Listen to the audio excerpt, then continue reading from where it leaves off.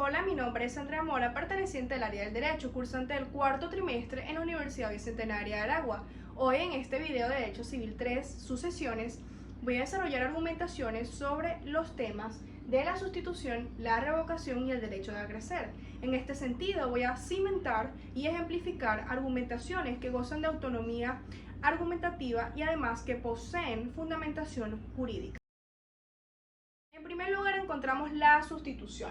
La sustitución, tal y como lo indica su nombre, alude a un cambio rotundo o también a un reemplazo. Más sin embargo, la sustitución, jurídicamente hablando o en materia legal, resulta ser el llamado de un segundo heredero o un segundo legatario por parte de su testador. En este sentido puede resultar por causas totalmente específicas o derivaciones que vamos a desarrollar un poco más adelante. Por tanto, y en este sentido, argumento que la sustitución resulta ser el nombramiento de un legatario o de un heredero que ocupa el lugar de otro en consecuencia. De forma análoga encontramos la caracterización de los elementos anteriormente señalados. En este sentido, en materia de testamento, por supuesto que al ser una sucesión testamentaria y existir una modificación, en este sentido la sustitución, se debe cimentar al nuevo legatario, que en su defecto parte o se cimenta por esa sustitución del viejo legatario al nuevo legatario.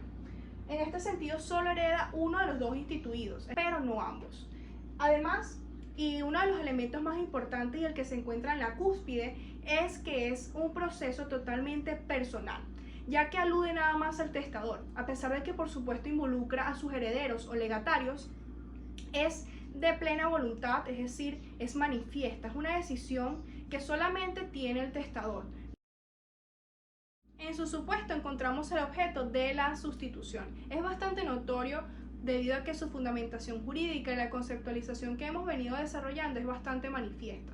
En este sentido, el objeto cardinal de la sustitución es ese nombramiento por parte del testador a generar o cimentar a un sustituto. Encontramos la naturaleza jurídica o de carácter normativo de la sustitución. El artículo que se encuentra en la cúspide de este tópico es el 959 del Código Civil, debido a que esta expresa que puede sustituirse en primero o ulterior grado otra persona al heredero o legatario. En este sentido hace totalmente referencia a lo que es ese proceso que hemos estado desarrollando. Por lo tanto, argumento que la naturaleza jurídica de la sustitución recae en que evita un quebrantamiento en la herencia. En este sentido, evita sucesiones intestadas. Expresé brevemente, encuentra el fundamento en el artículo 959, donde hace plena referencia a lo que es una sustitución vulgar, donde el primer instituido no pueda o no quiera recibir la herencia y le dé origen a esa sustitución o posiciona al testador a que realice este tipo de procedimiento jurídico. En segundo lugar encontramos la revocación. El artículo 833 del Código Civil venezolano expresa que todo testamento es un acto revocable. Por lo tanto, el testador en su plena facultad de testador puede revocar su testamento, es decir, que puede revocar su primer testamento y originar un segundo. Esto, al ser producto de la voluntad manifiesta del testador, también debe contar con las funcionalidades o parámetros cimentadas en el ordenamiento jurídico para que el segundo y nuevo testamento cuente con la eficacia y la validez correspondiente. Análoga encontramos la caracterización de los elementos señalados. En este sentido encontramos que parte también de la conceptualización anteriormente expuesta, donde todo se fundamenta principalmente en que el testador puede realizar modificaciones a su testamento. En la misma agrupación de ideas encontramos el objeto de la revocación. Por supuesto, cuando hacemos referencia a la revocación en materia legal, el objeto cardinal de la revocación es revocar ya a un testamento ya originado o ya creado para darle continuidad a uno nuevo, que por supuesto cuente con los parámetros o elementos o componentes necesarios para que también tenga eficacia. Otro objeto radical y totalmente irrefutable y sumamente importante es que el primer testamento se vuelve ineficaz. Por lo tanto, también el objeto de esta revocación es darle o brindarle ineficacia a ese testamento y brindarle ahora la eficacia necesaria al segundo para que pueda ser válido. Encontramos la naturaleza jurídica o de carácter normativo. En este sentido encontramos que el Código Civil cimenta todas las regulaciones afines a este tópico y provoca un cambio de parámetro. Es decir, ahora existen nuevos supuestos y nuevas derivaciones y nuevos derechos y obligaciones por esas modificaciones que se crearon de esa revocación. El fundamento legal se apega bastante a lo que expresé con brevedad, que se encuentra cimentado entre los artículos 990 al 92 y el 951 al 958 del Código Civil venezolano. Encontramos un fundamento jurisprudencial, una jurisprudencia que encuentra fecha el 9 de mayo de 2017 en la Sala de Casación Civil, donde el magistrado ponente es el señor Velázquez Esteves y la demandante es Eloína Villa de Fernández y los demandados Emilia Cristina Soto y Maura Alicia Soto de Montes de Oca. En este sentido, dando un poco de contexto de lo que es el caso, la razón de la demanda es un juicio por nulidad de revocación de testamento. Es bastante interesante porque pude abordar de forma argumentativa todos los elementos que pueden afectar una revocación. En este sentido, y la sentencia es por parte de la demandante contra sus hermanos. La demandante en el primer testamento que se anuló debía heredar un apartamento.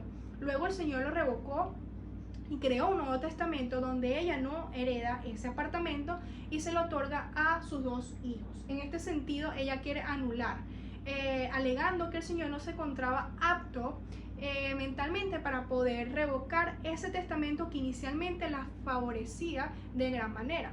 En este sentido, la demanda y la decisión beneficiosamente es sin lugar, es decir, no se le concede lo que ella pidió, mas sin embargo es bastante interesante porque podemos observar de forma totalmente proporcional lo que es la plena voluntad de la persona antes de fallecer de poder modificar su testamento y crear uno nuevo, pero también cómo el primer testamento queda sin eficacia. Finalmente, en tercer lugar, encontramos el derecho a crecer. El derecho a crecer es la facultad que posee cada coheredero de, conjuntamente y en atribución de las partes, apropiarse de la cuota del coheredero faltante o en su defecto que no desee o no pueda ser parte de la herencia.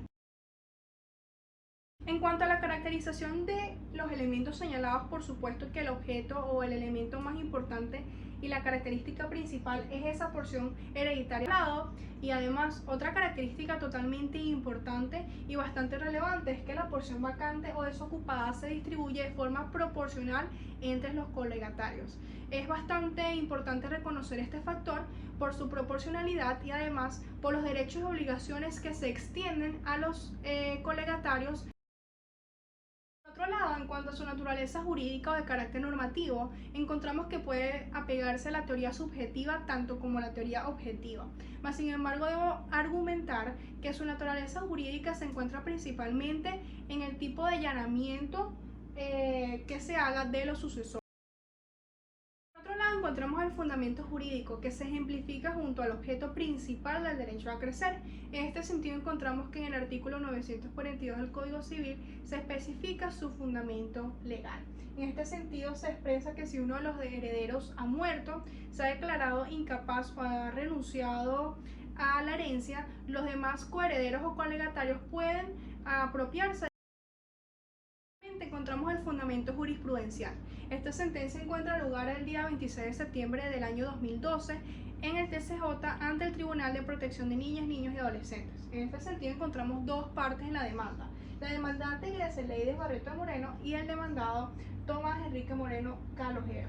En este sentido encontramos que la razón de la demanda se interpuso ante el tribunal con el objeto de generar una pretensión mera declarativa de indignidad en contra del demandado anteriormente mencionado. Dando un poco de contexto, la demandante es la esposa del cubus del fallecido y el demandado es su hijo, pero tienen otra hija en matrimonio, estuvo preso durante un año. En este sentido, atendiendo al artículo 810, la demandante alega que este es indigno de recibir la herencia, puesto que su esposo ha fallecido y no dejó testamento, desea declarar indigno a su hijo para darle paso al derecho de acrecer. Por todo lo anteriormente expuesto, que goza de autonomía argumentativa y jurídica, debo concluir que el principal componente de todos los tópicos es el testador, debido a que éste, gracias a su facultad autónoma de testador y de testar, puede modificar, puede revocar, puede cimentar sustitutos, y además en los testamentos también se puede ampliar lo que es el derecho de acrecer. Muchas gracias.